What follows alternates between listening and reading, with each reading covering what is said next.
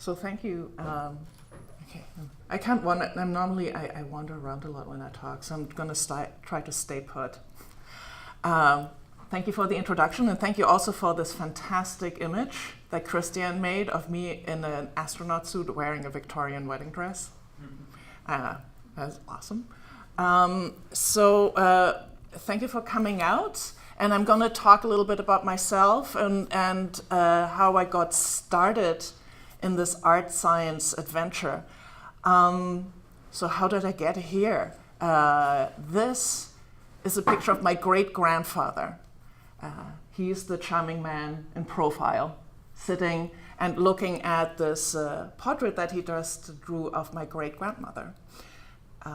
So he was a portraitist. He also worked a lot with wood. Later on, he worked a little bit for the Bauhaus. That is to say that we've had artists in my family in every generation. And the choice to go to art school wasn't so much of a choice. Whereas most of you in the room who want to go into arts probably had to do a little convincing. Not me. I was very lucky that everybody wanted me to go to art school, and so I did. But I was also really interested in science. I love to go to the planetarium. I kept snakes. I grew crystals in the basement. My chemistry set was sadly confiscated. So my interest in science was tolerated but never really encouraged until I moved to Singapore. And one night, actually that one year, the Leonid meteor shower was announced to be fantastic. Leonids happen in November, but if you live 1 degree north of the equator, it doesn't matter. It's nice and balmy all the time, and it was supposed to be amazing. And so I went out with my friends to the east coast of Singapore and hung out in an abandoned army barracks. And as we all fell quiet, and once in a while somebody told me, "Oh, I saw one." I remembered how much I loved astronomy and how I used to chase my friends around with, little laser guns made of Lego, recreating old Star Trek episodes. And I thought, you know what I should do? I should just buy a telescope. Why haven't I done this years ago? And so I did. And what happened was, at the same time, I was also doing an undergrad in fine arts. So suddenly what I was doing at night, my amateur astronomy, I bought a telescope, and of course, you don't know how to use it right away out of the box. When you use a telescope and you point it at the night sky and you don't really know what you're doing, all you're looking at is magnified black. So of course, the Singapore Astronomical Society was fantastic in initiating me into the night sky. Also a night sky that I wasn't familiar with because, again, 1 degree north of the equator, all the constellations look very different, and there's stuff there that I had never seen when I was living in Europe. And very soon, what I did during the day in art school and what I did at night with my astronomy friends started to intermingle. And for the last about 20 years, I've been making art that has been informed by astronomy. And now, as Christian mentioned, I run Visual Voice Gallery. We're in our 11th year. About 4 years ago, I changed the mandate of the gallery from stuff that Bettina likes to art that makes a connection to science. And in a way, I'm extending what I'm doing in my creative practice into the gallery's mandate. But I don't just show astronomy. Hard science also includes chemistry, biology. We have a lot of bioart, even mathematics expressed in origami. We had a really fantastic paper folder. And I also am the art science researcher at the SETI Institute. So this is a picture of the Allen Telescope Array up in Northern California. And when you think of SETI, that's probably the first thing you think of. SETI listens for aliens with their big radio telescopes. I think we have like 46 right now. There's plans to get more. It's a wonderful place, no cell phone reception, so if you really want to switch off, that's where you need to go. But the SETI Institute just does more than this. SETI is basically interested in the question, is there life out there? And so that means there's a very active exoplanet research group and an astrobiology group. Astrobiology basically looks for things like extremophiles, anything that on Earth looks like it could possibly live on another planet, because it's so weird. And there's a lot of weird stuff down here. So those scientists are very busy. And what I do there is I talk to the scientists and the artists to find out how they collaborate. So we want to do a publication a little bit later. And I'm also coordinating with the archive. The SETI Institute Artist in Residence program has been around now for 7 years. We have a lot of great art that's been made, that's been shown at biennales, and now at the Center for Art and Environment in Nevada, at the Nevada Museum of Art, is housing this archive. And so I'm sort of in charge of making sure that all the artists submit everything that they should, and also helped write the mandate. I want to make sure that we include all the science along with the art, because what will happen in 30 years from now, somebody looks at the artwork and say, well, what do artists know? This is all wrong. Well, it was right at the time, because that's the kind of data that the artists based their art on. So it is very important, and I want to also foreground the contributions of the scientists. So in the archive, we have both the art and the science. And here at Concordia, I'm also fortunate to pursue a PhD in art education. So this is another way all my interests dovetail. I'm looking at the art-science intersection in education. You may have heard of STEAM education, which is science, technology, engineering, art, and math, and how those disciplines play together. So if there are a couple of art educators in the room, maybe this will interest you. I have a little pet peeve with the art science in the educational realm, that very often it's just STEM education, and at the very end somebody will make a nice picture or make the robot look cute, and that's the art component. So the reason I think this talk might be interested for anyone in education, and generally who is interested in outreach for the science, is to look at the contribution of art in a different way. And so for this talk, rather than creating 3 buckets, Bettina's art, the stuff from artists at Visual Voice Gallery, and stuff that the SETI artists have been doing, I'm going to cluster all these artists around different ideas of how art and science can engage. So there are different sort of modes of engagement. One is just visualization through material. You've seen a lot of sort of data visualization. And this is data visualization that goes beyond just printing something on paper, but really bringing materiality into it. Then the idea of translating information and concepts from one realm into the other, and from maybe from one medium of one sense to the other. And then we have the idea of hacking and repurposing. This is a bit more irreverent. Here we're starting to kind of play with science a little bit and crack it open and start to ask some questions. And that leads me to the next point, which is critique. I think this is something that art can really bring to the table. Scientists are obliged to be very neutral and objective in their work. They can't go ahead and ask big philosophical questions. But that's the job of artists. So let us do that. And finally, that is also one of the most interesting things I think art science can do, is address big questions. And there is, throughout the talk, you'll see a bit of a trajectory also of how artists engage with science in terms of how much they engage in science. Like some artists will use science as an inspiration. And at the end of the talk, you'll meet an artist who is practically becoming a scientist herself, and her research is kind of indistinguishable. And I think research is the key term here. In the end, we're all researchers. If you're engaged with nature, if you have questions, if you have critiques, this is what you do. You do research. In art, we'd say we do, research creation. Scientists do research. They have big questions, big research questions. And this is kind of the common ground that I like to explore. So let's start with visualization through material. And the first artist I'd like to introduce you to is Sarah Hatton. She's one of the artists who showed last year at Visual Voice Gallery. And her art starts actually not with science like all the other artists. Her art started, this project, Detachment, started with history. And she's using science to make give meaning to the work. The inspiration for detachment was the fact that the Canadian archives were scanning and digitizing all the service records of the soldiers from the First World War.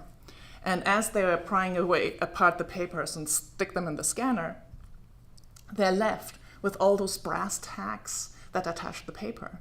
Now, they have about 60,000 of them, and they figured, well, they are historical artifacts. They're over 100 years old. We don't just want to ditch them.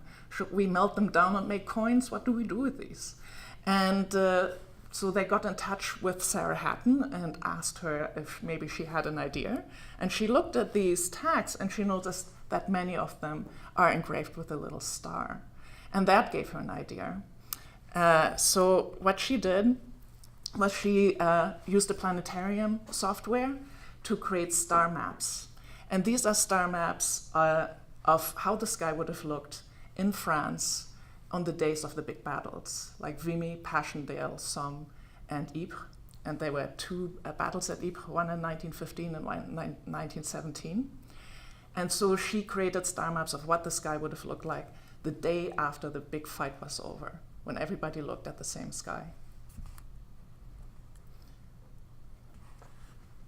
So she took these huge army tarps. Army tarps are usually khaki colored. She sourced some that were black. And then she projected these star maps onto the army tarps, and then by hand, one by one, pierced the tarp with each one of these little fasteners and created constellations. And the fasteners come in different sizes. So for the higher magnitude stars, she would take the slightly larger fasteners. And for the dimmer stars, she would take the slightly smaller ones. And then use metal, brass wire to connect all the constellations together. And they were really fantastic works, huge, about 10 feet by 10 feet.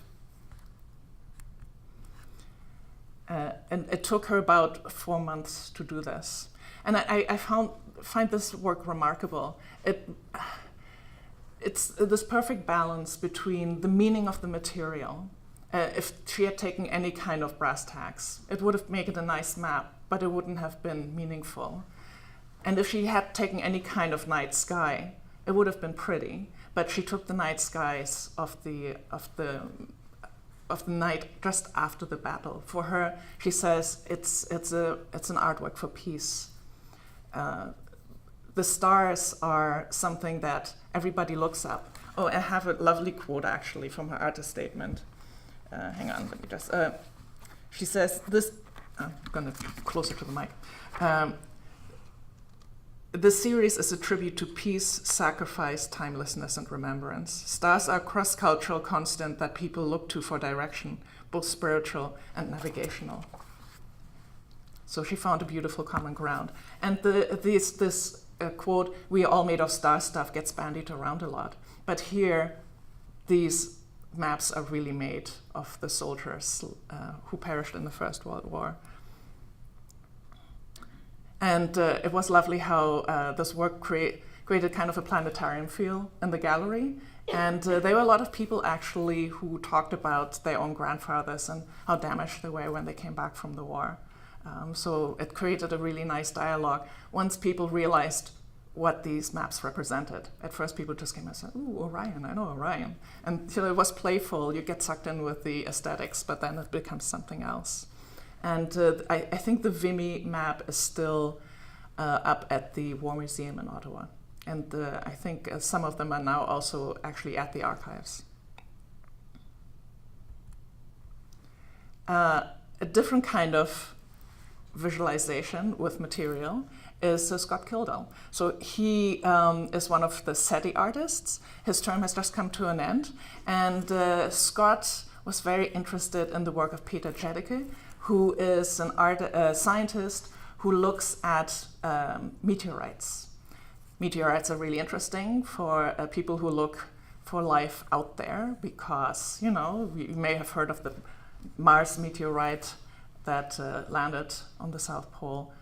Now that is, I think, been refuted, that there have been microbes from Mars that were embedded, but doesn't hurt looking, right? So what Scott does He took the data from what is called strewn fields of the meteorites. So what happens when an asteroid fragment crashes into the Earth's atmosphere at 30,000 kilometers an hour is that it breaks up. And today, with GPS data, you can actually track with pretty good accuracy where all the pieces come down. What Scott does in all of his work, he's really interested in data that tells a story. And he said, this data is telling me a story. This is very cool. So he used those data sets and combined them with sort of estimates of the asteroid's mass and density, and wrote a computer program that created a 2D map. And then he did some testing with water jets. He was at the time also an artist in residence at Autodesk in San Francisco. So he had materials to a lot of cool toys. And every other day on his blog, there would be more tests about what he tried to water jet. He was looking for a very specific kind of feel. And he was also intrigued by this concept that the water jet, the pressure, and that impact is very similar to the meteorite coming down on Earth. And he created these beautiful sculptural pieces. He sourced stone that would have been similar to the stone found in those strewn field arenas, but it's very expensive to actually source actual stone from actual Africa, but he tried to get as close as he could. And Scott also had something very interesting to say about his process. He says physical data visualization acts on materials instead of pixels. And so there's a dialogue between the data and its material expression. So this is something that artists are very good at, picking a really good material that helps you tell the story.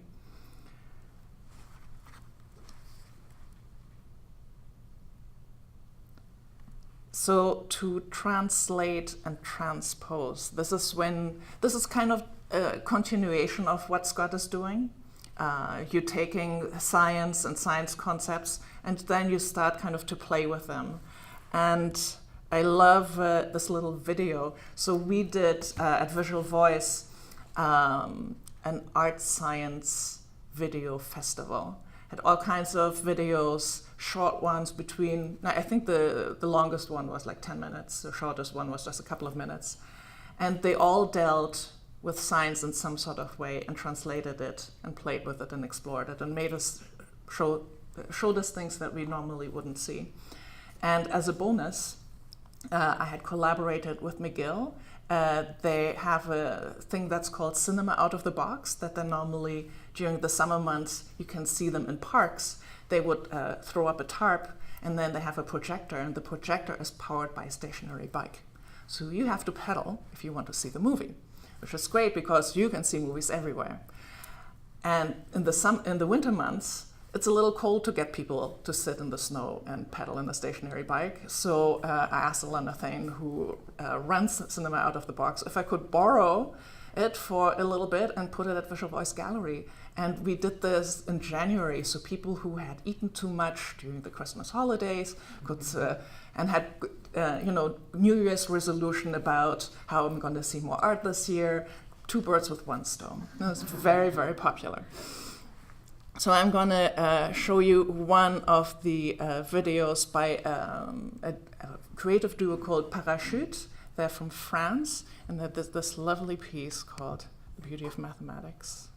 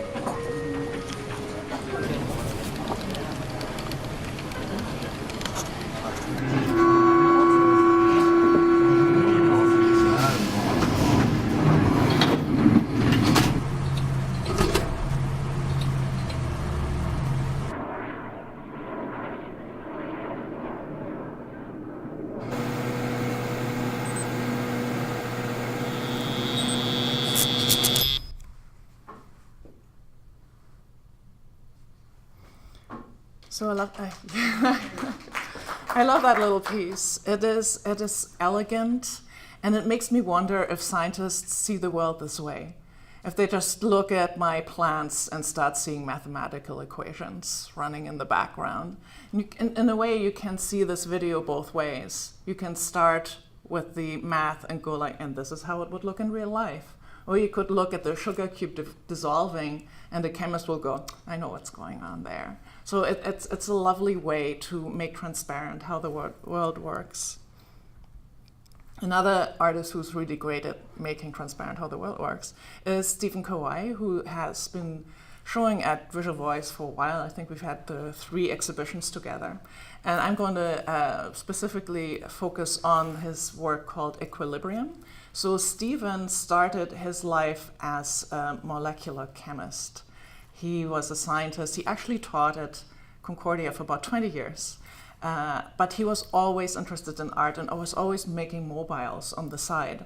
And about, I don't know, how long was it ago, like 5 years ago, I think 10 or maybe a little longer, he said, okay, I'm done. I'm doing art full time. And he makes these beautiful pieces, very elegant, that show you life at the molecular level. And of course, he has a lot of expertise in what that molecular level looks like. And he uses, this is called gauche interaction. Apparently, there's different ways that molecules spin. And so they're either left spinning or right spinning. So they always, when you look at his mobiles, there's always a backstory, and he can tell you all about the science. He also made this beautiful mobile called Rain. All the little elements that are hanging on the mobile are water molecules. And in chemistry, apparently the oxygen in models is always red. So he uses semi-precious stone and crystals to make his mobiles. He says the light is just more beautiful than if you use water. And the beautiful thing also is that everything is in balance. And he said making mobiles and building molecules is actually kind of similar. You have constraints, either gravity or the way that molecules fit together. He calls this retroactive synthesis. And I want to make sure that I'm not misquoting him. Retrosynthetic synthesis. That is actually a term in chemistry. So if you're building molecules, there's a way of sort of building them in reverse, starting with simpler principles, and you don't know what the molecule will do. That has been the focus of his work, and he says, now that he's making mobiles, as an artist, he says, he has an idea of what he wants to make, and then he sort of retro-engineers the way he makes the mobiles. And so there is, at the beginning, a little trial and error. Not everything is balanced. He said he made a lot of mobiles that look like this. But, you get the hang of it. And I love how they just float in space and inhabit space and give us that perspective. He makes a couple of sculptural pieces. This one is called Inclusion. So he shows you what a crystalline structure actually looks like. This is one of my favorites. Probabilities symbolizes the different models of physics. So there's the solid obsidian sphere that represents the old Newtonian physics, and that kind of little probability cloud that floats next to it. And you'll see that that long pole is actually the counterweight, so there's nothing on the other side. It's just the weight of the pole itself that holds everything in equilibrium. It's a bit of a close-up of his probability cloud, and it's all hematite. So the beauty of The material, again, here is that when you use crystals instead of glass, it's a lot heavier. So when you just touch these mobiles just a little bit, they just keep going, and they just slowly trace outer space in the gallery.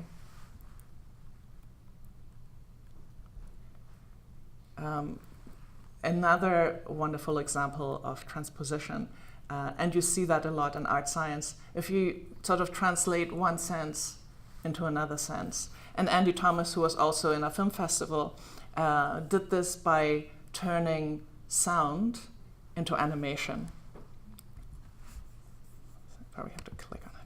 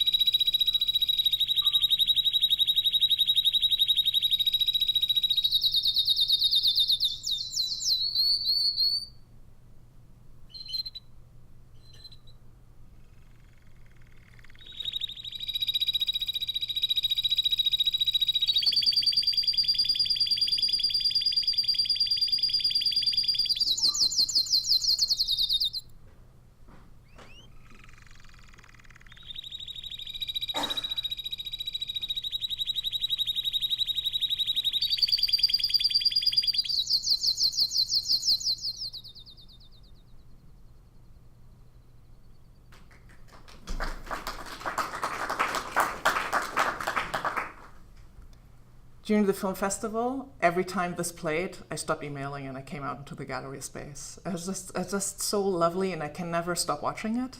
I think the shapes and sounds are so intriguing and always new. I think he did a lovely job.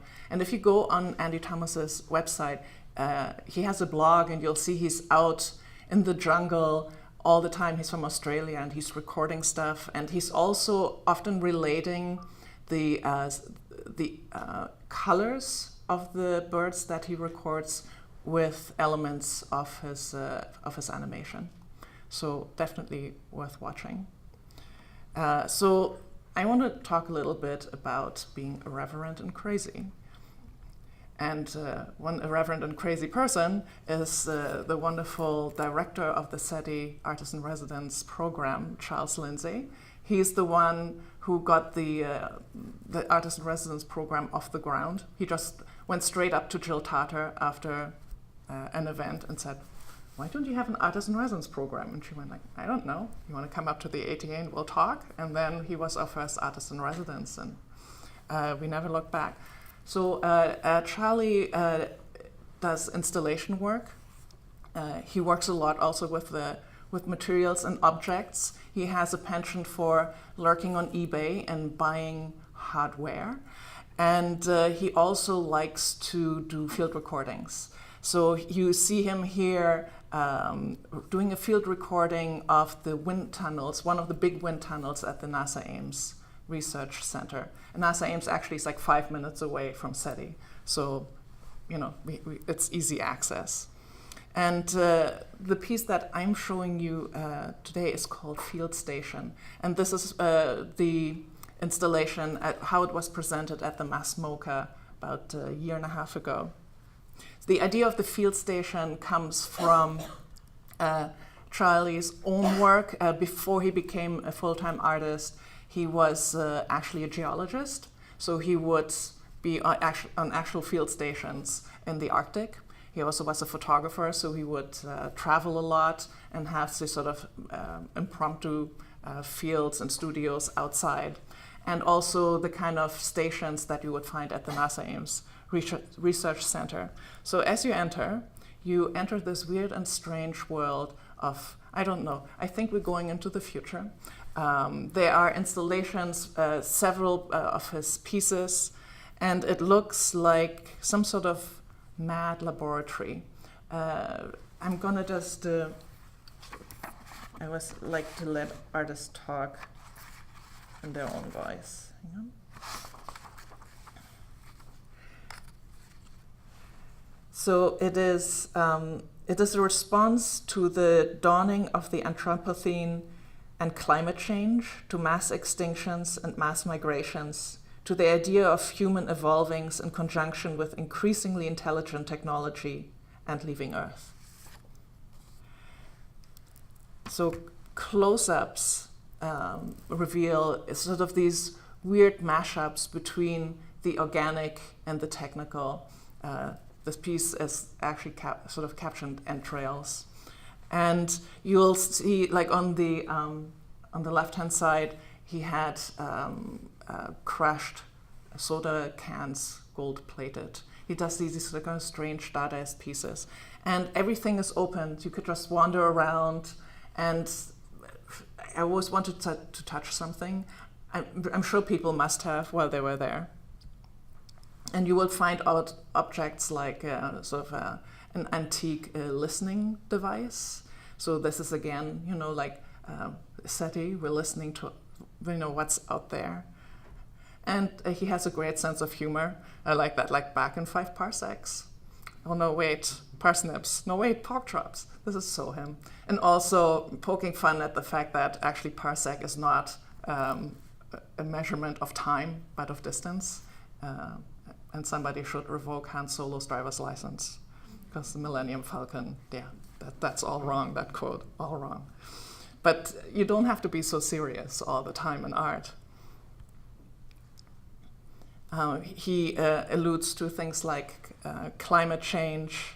The big piece that you see in the center there is from his carbon series, where he took oil and other kind of fluids where he will just not tell me what the recipe is, and bits of carbon, and put them under extremely high microscope, and had made these beautiful images in black and white that you don't know if you're looking at macro or microspace.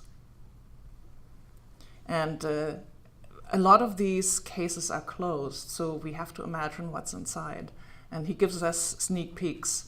Some of them look like scientific data.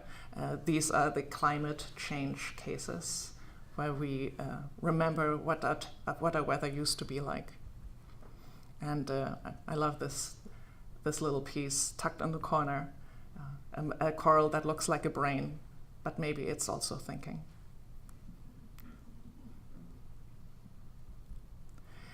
So I probably should start talking about what I do as well. So here's me in my studio. And of course, if you run your own studio, every day is take your puppy to work day. She's a little bit bigger now, but not much. I'm the artist in residence right now for the Observatoire Mont-Mégantic, together with Jan Pukro. We have access to the observatory itself, and to all the wonderful people who work at the IREX Institute. That's the Exoplanet Research Institute that is mostly housed at Université de Montréal, but also has researchers at McGill, at Bishop's, and there are, I think, 1 or 2 people at University of Toronto.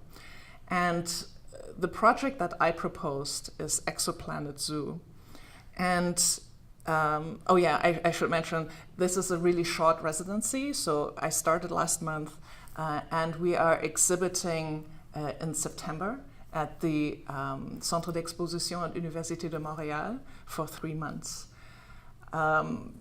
we are not expected within this short time to fill the 4,000 square foot space with entirely finished work. There will be, a finished project, but we'll also do a lot of documentation of the process of being at the observatory, talking to the scientists. Especially, I'm very interested, even just for my academic research, to sit down with people who look for life out there and see what motivates them and why they chose the careers they did and what their view is on life in the universe.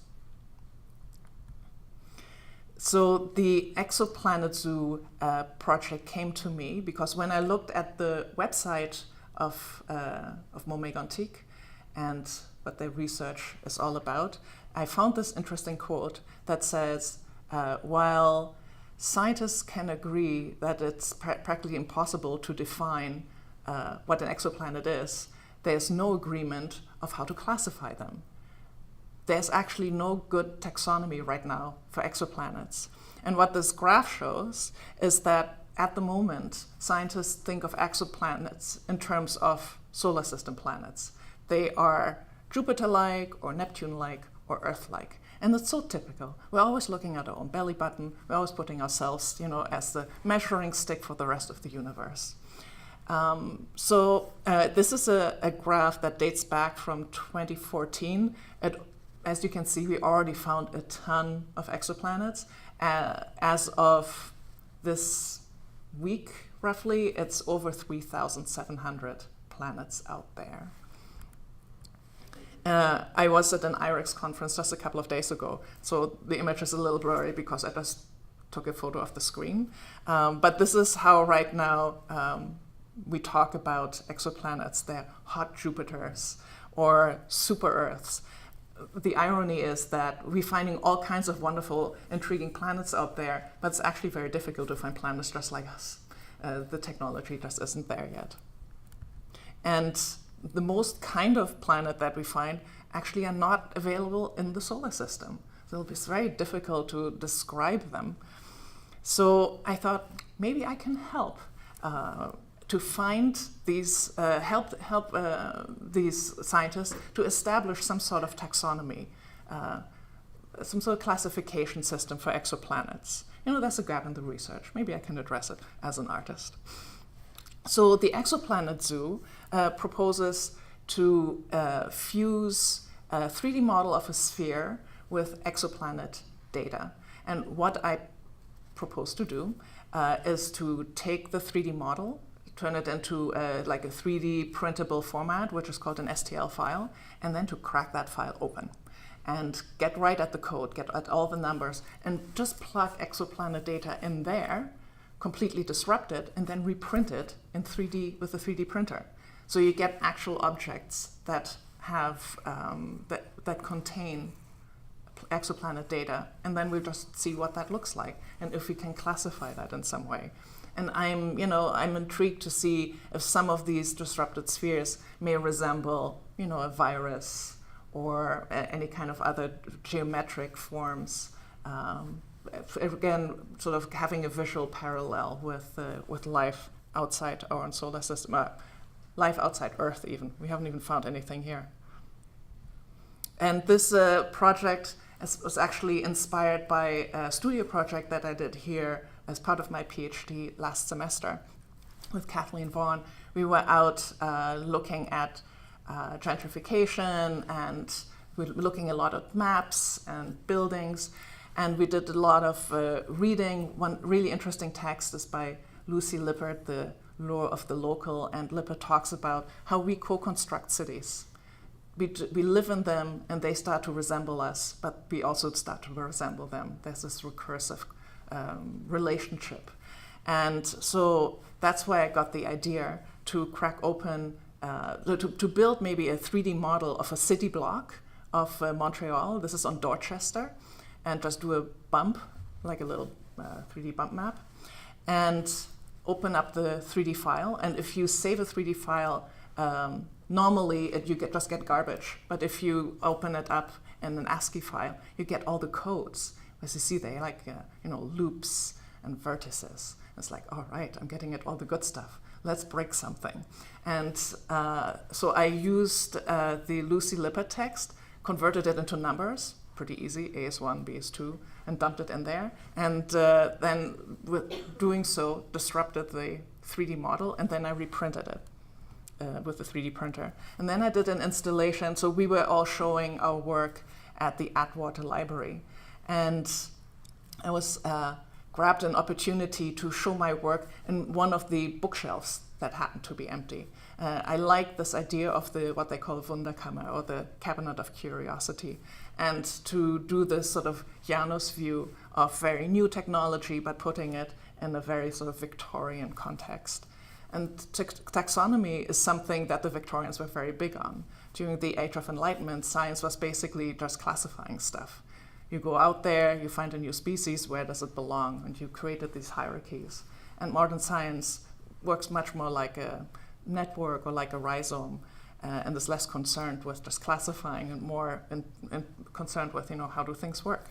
So for my project at Mont-Mégantic, this is what I'm proposing, to create a cabinet of curiosity of exoplanets.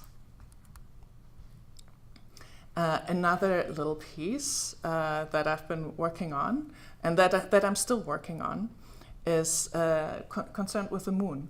I'm out a lot with my telescope, even in urban environments. If you have a telescope, even if you have binoculars, you can always look at the moon. You can't see any deep sky objects or nebula under city lights in the Mile End. But if you have a telescope and you can push it out on your fire escape, you get a nice view of the moon. With the Royal Astronomical Society of Canada, where I've been a long-time member, we have a lunar observing certificate. This is the kind of thing that keeps astronomy enthusiasts engaged. So we always like to, earn our certificates, to get something to do. So I usually sit with my telescope and I sketch rather than just filling out the logbook with words. I mean, I write a couple of notes, but then I sketch. And very engrossed in I have these whole stack of moon atlases trying to find out where I am. And looking at the moon map, there are a couple of things that I noticed. First of all, I noticed how beautiful the nomenclature is up there. If you look at the big sort of, not geological, but sort of semiological features, they all have these beautiful names. You're familiar with the Ocean of Storms or the Sea of Tranquility, but there's also a Sea of Snakes and a Bay of Dreams, a Bay of Rainbows, a Thunderhead Peninsula. I thought, how poetic. This is interesting stuff maybe for an artist. But then I was looking at the craters, and all the craters are named after people. Great names that you may know, like Plato, Copernicus, tends to be sort of mathematicians, philosophers, astronomers. And I don't know when this question floated into my head, but I asked, out of all these people, are there any women? How many women are up there on the moon that I've been looking at for years and years? Well, I did some research. Out of 1,605 named lunar craters, how many do you think are named after women? It is more than 0. How many do you think?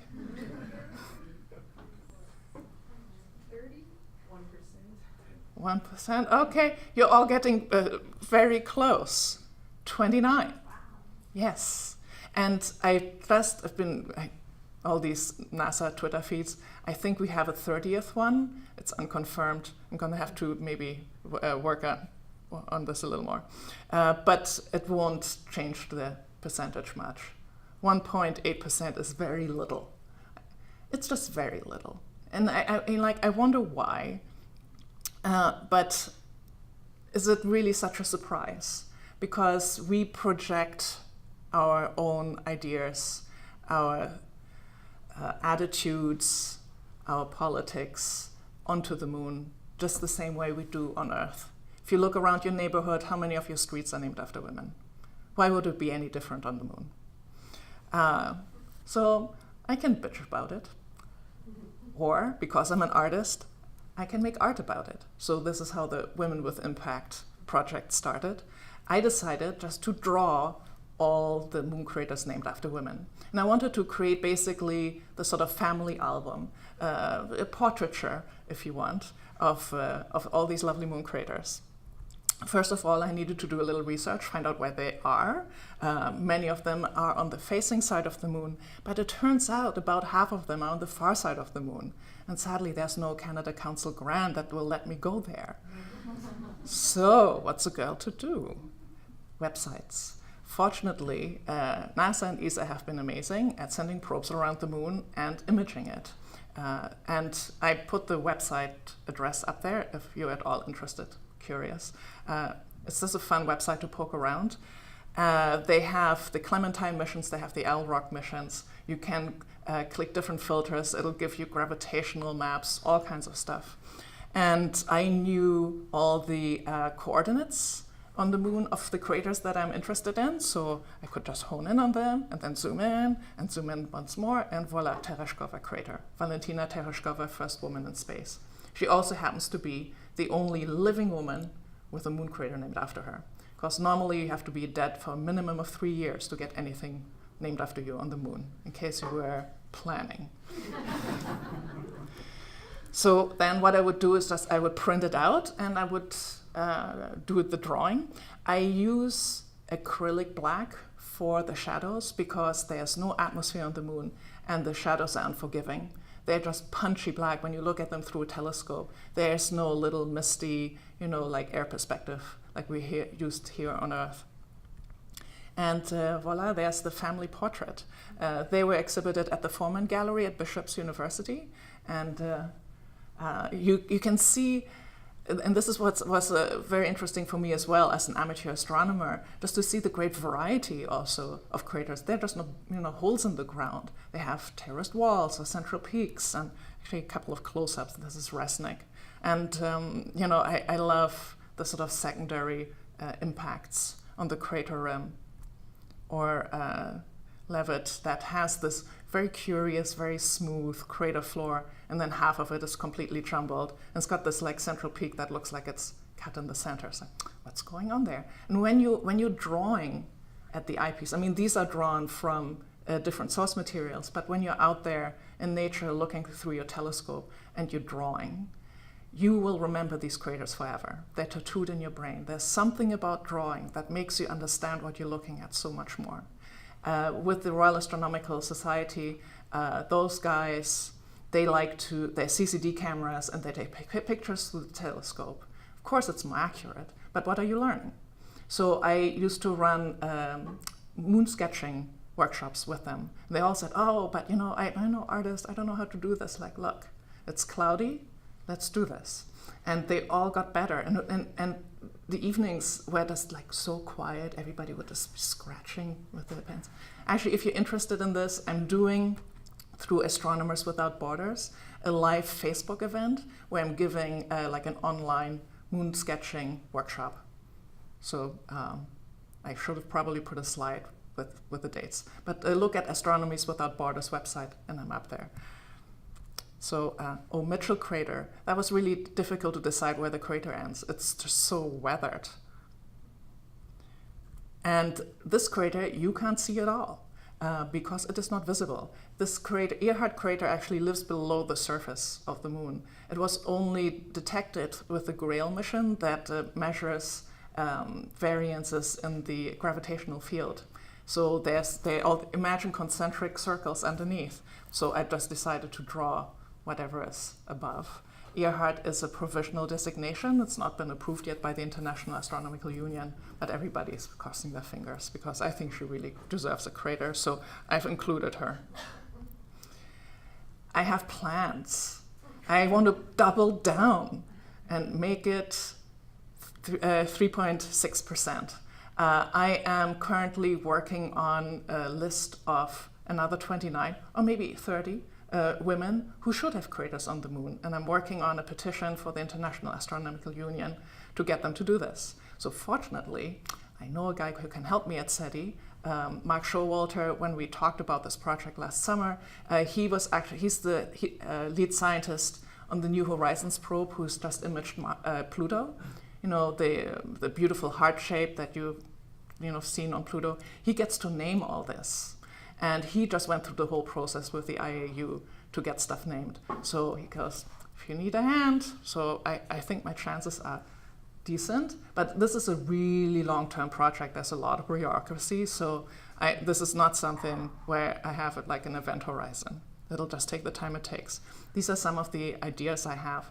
And when I looked at the list of the 29 women now, they tend to be all white. They tend to be mostly British and American. So I thought, why not take the opportunity to broaden the spectrum a little bit, both in time frame, so have some very early women who in history made some major contribution to science, and sort of different ethnic backgrounds. And I find it amazing that these women don't already have moon craters up there. We actually, there's something Mark told me, we have a Venus problem. Some genius had the idea of naming everything on Venus after women. So now if you want to name something, I was like, oh, but Venus. So, she's awesome, but, she needs to have a volcano named after her on Venus. It's like, so the rest of the solar system now is only named after men? Like, how's that a good idea? We want to push to sort of spread the gender out a little bit more throughout the solar system. And finally, I think I'm asking a question about gender equality. I'm asking about the idea of projecting our values and our ideas out there into the solar system and beyond. And I think this is something that artists are really good at. We're really good at asking big questions. So this philosophical undercurrent. And so the final artist I would like to present is Güneş Elen Isitan, who showed in the winter, just our last, I think, second to last show. And she's a biomedia artist. She actually got her start here at Concordia in photography. And then she does a darkroom. So she's interested in the chemistry of the photography as well as the making of images. And so she got into the idea of combining microbiological research with photography. For hybridity is almost other.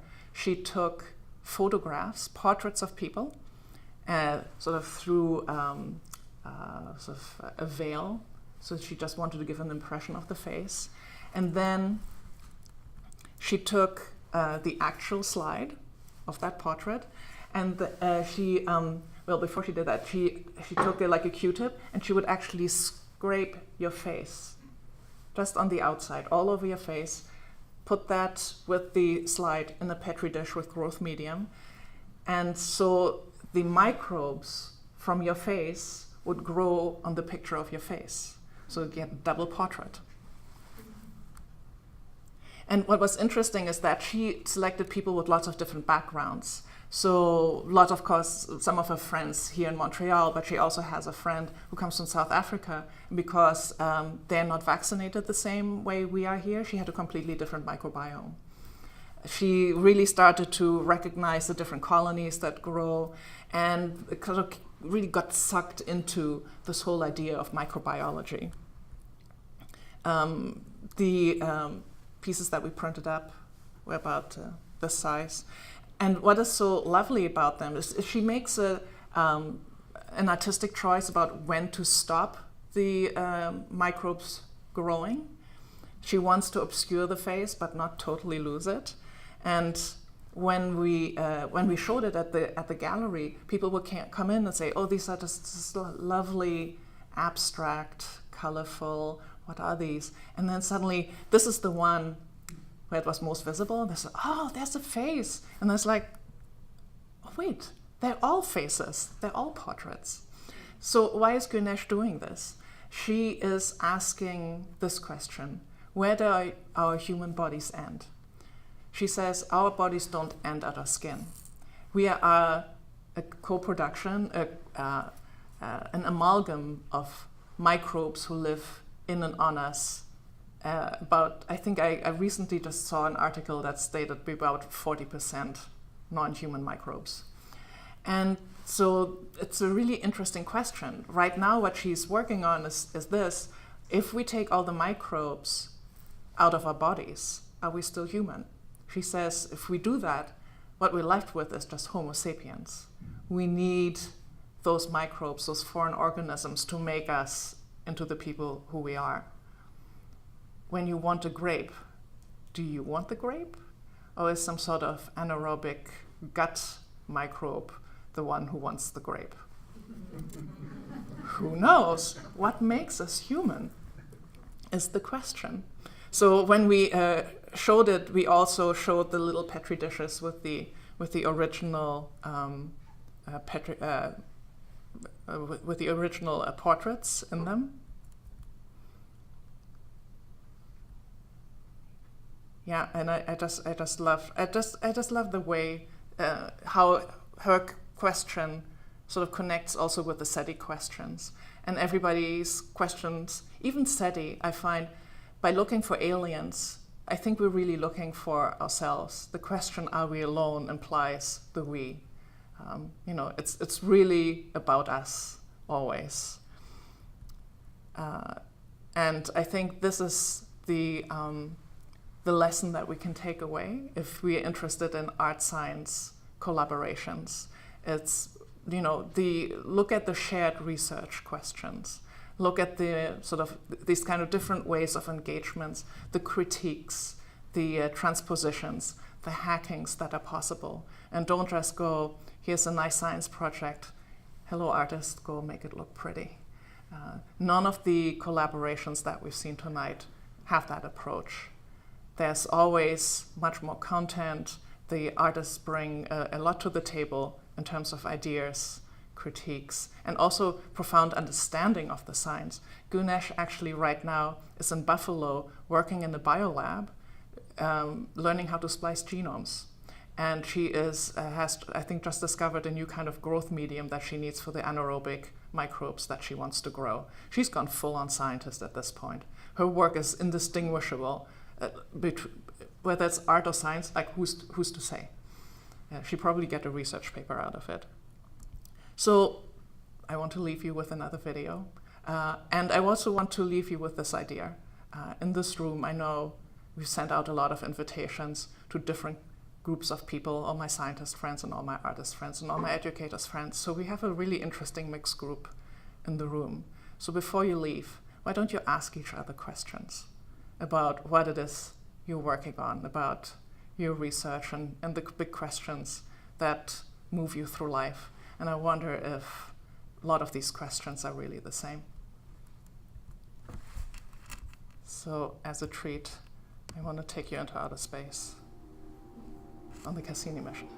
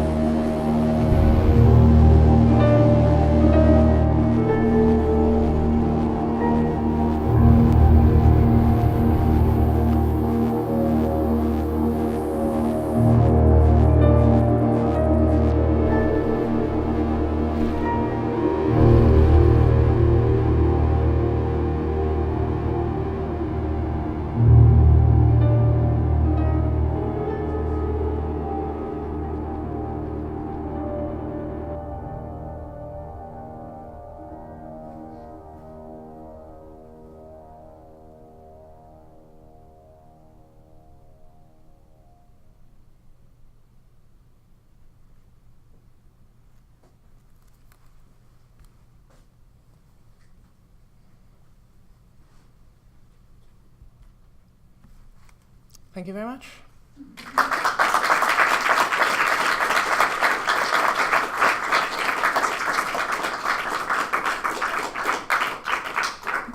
So I'm sure you have many questions, so please go ahead. Don't be shy. So I have many questions actually. So after Mont-Mégantic, what's your project?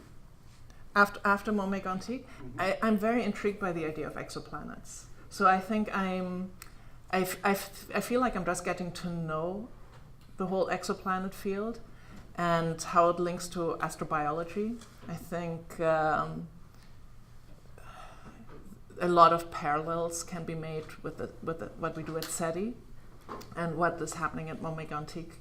So I think I want to explore the idea of life out there a little bit more, PhD work permitting. Do you think inside of the same subject, because it's many places on Earth that are full of extremophiles. So yes. You can go to the Arctic, or even here sometimes when it's very cold, or in the oceans, or in volcanoes, and find tons of different organisms that live in unbelievable conditions. So do you see also the possibility to migrate a little bit to that field, to explore somehow exoplanet but with what you have here? Yeah, I think that's a really strong link. And actually at SETI there's a really interesting artist who specializes in extremophiles. And about half of the year she travels all over the world into the most arid environments, deserts and ice fields. And the other half of the year, she has the one-woman research station in Death Valley where she works. And I would love to hang out with her and just have a different speed and just really get to know the Earth and just look for aliens on Earth. I think that is just in itself a really interesting research question that I would like to explore that more. Chris? Thanks for the great talk. That was really engrossing. Thanks. So you profile a number of scientists turned artists. I'm just wondering if you had any kind of anecdotes to share about their process of doing that, trials and tribulations, or it ended up being easier in some ways than they thought it would be, or harder in some ways than they thought it would be. I find that the scientists who make that transition always had sort of one toe in the arts, and they had a much harder time convincing their parents than I did to be able to pursue a career in the arts. Like Stephen Kawai, for example, he always was making mobiles. He was very good at drawing. He came from a fairly traditional Japanese background, a little conservative. So when he, as a teenager, went to do life drawing, he actually had to destroy his works before he came home.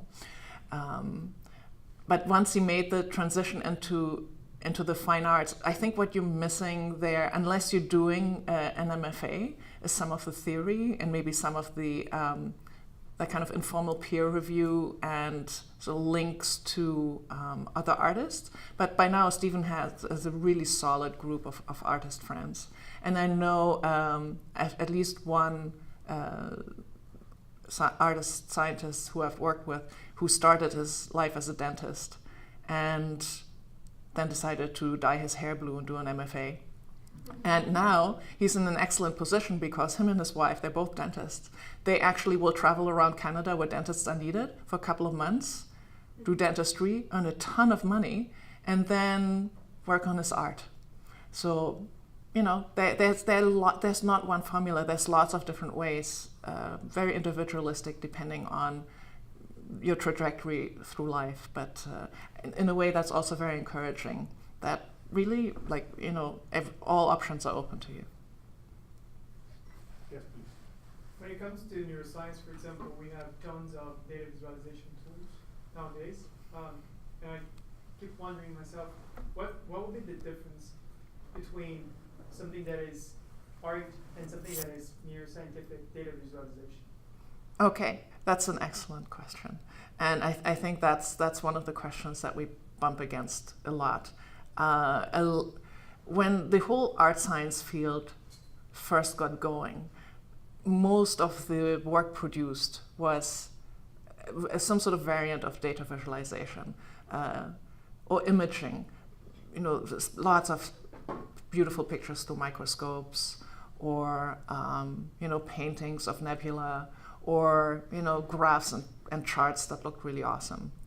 What is missing there is the research question. How are you discussing or foregrounding what that research means, what it means to you, what the research implies?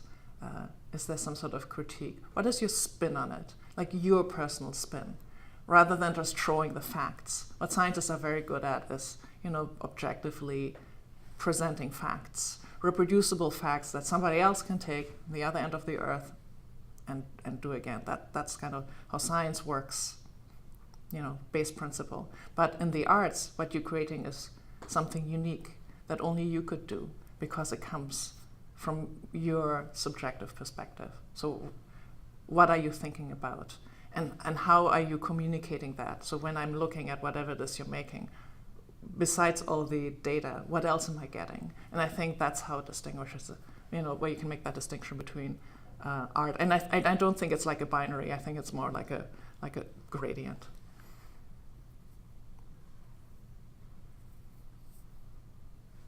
Okay.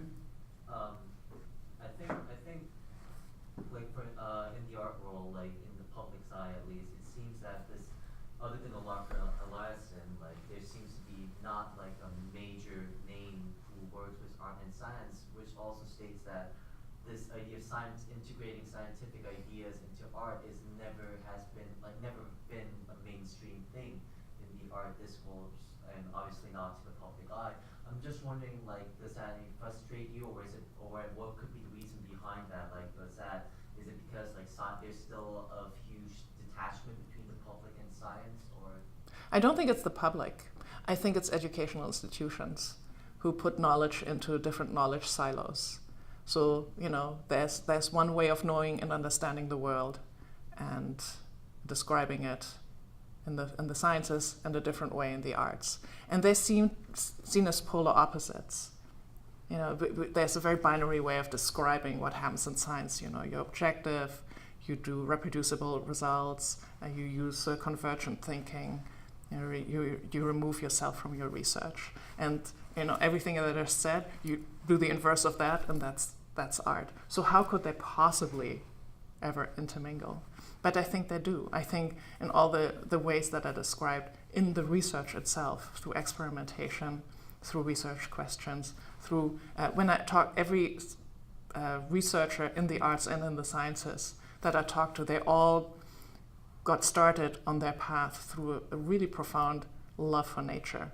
Everybody was looking at bugs, collecting bugs, dissecting them, going to museums. Somehow it was always, that kind of connection is always there. So I think there's much more that unites us than divides us. And if we manage to dissolve the boundaries within the research institutions and how we think about those two disciplines, I think that'll open up more the possibility for art-science collaborations. And I really see this happening, that there's like a definite trend where a lot of scientific research institutions will start to have artist-in-residence programs. And they see these guys come in and they realize that they do more than just make nice pictures. You also have to change people's understanding of what art is. Art isn't just a pretty thing to look at. And they engage with scientists who come in and do like crazy things like Charlie does, or stuff that Scott does. And they go like, wow, this really has value, and this helps us look at our own research and science in a different way. And I think this is why it's a growing trend. I'm fine being a pioneer. I don't mind that there isn't a ton out yet, because I know there will be. I see a definite trajectory, and I'm just pushing the ball forward. Yes. Bettina, what a lovely presentation. It was as usual. Thank you. And just a small comment, I think more on the gentleman's comment. It also depends, I don't know, I could be wrong, but it's my perception is that it also depends on where one is coming from and what one is drawing from history, drawing on from history. If you look at Da Vinci, for example, Da Vinci was a scientist. He was an engineer of sorts. He was a biologist of sorts, in which he would cut open a dead corpse, and then he drew from it.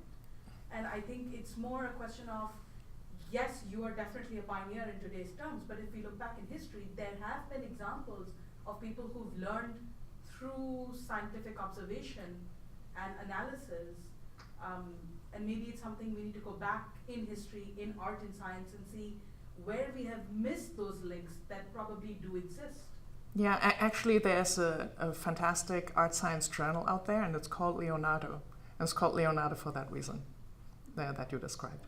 Yes, in the Renaissance, we didn't have that art-science divide, and really the whole idea of science started much later, and I think it was Alexander von Humboldt who actually was the one who divided scientific knowledge into the subjects that we know today. There was a big convention in Berlin, and he went like, right, you guys are all doing like stuff with gases, and you're trying to galvanize something, and you're playing with electricity, and everybody's like doing crazy things. Let's get this organized. So there's going to be biology, there's going to be physics, and so, you know, all this is actually a fairly recent invention. Science used to be much more done by gentlemen in their home. They would tinker around with things and poke their own eyes to find out how you see, and do all kinds of gross things. But, you know, the dedication and the curiosity precedes our disciplinary compartments that we have created. So yeah, by all means, go back to the Enlightenment, go back to the Renaissance. I think, you know, it's all a cycle. I have one question more. We get this question because we're trying to work together, science and art, and try to bring concepts that are complex to the public. And then people usually ask how we can do that if science already seems to be elitist, in the sense that you write to people that just have preparation for that, but art also have the same problem. That seems to be reached just by people that is interested in art, and I'm sure the people that is here is interested in art or science. So how we broke that barrier to actually arrive to the public? Yeah, I think you're absolutely right. Both science and art have that little barrier problem. A friend of mine who is an astrophysicist said upon coming to my gallery, art galleries make me feel ignorant and poor. You know, he's a tenured professor. So I absolutely know this. You know, contemporary art can look really intimidating. And scientific research can be either intimidating, misunderstood, which I think is even worse when people sort of get a glimpse of what, you know, they think science is about and then get the wrong end of the stick. I think in that's why these art science collaborations are so important, because artists remove all the jargon from the science when they create the artworks. So already they're making the artworks more accessible, and they're creating an emotional human component that you can connect to. So at least you get people like right there. And then the artists also need to make art that is comprehensible on some level. And, you know, maybe you don't go to MassMocha a lot, but Charles Lindsay's Crazy Laboratory, even if you know nothing about art, it's really fun. It's cool. You can just walk around. And the artists that I've been working with, they're really passionate about the things that I've learned about and that they're researching, and they want to communicate with an audience. They're not making art about art. They're not making art about art history, you know, with references that you only understand if you have an art history major. I think art science is really great, actually, at sort of opening up art to wider audiences. So that's also one of the reasons why I'd like to see more of it. So if there's no other questions, I will thank Bettina and thanks to everyone for coming. And just keep posted, we will be doing things in the future. Yes. Thank you very much. Stay tuned. Thank you.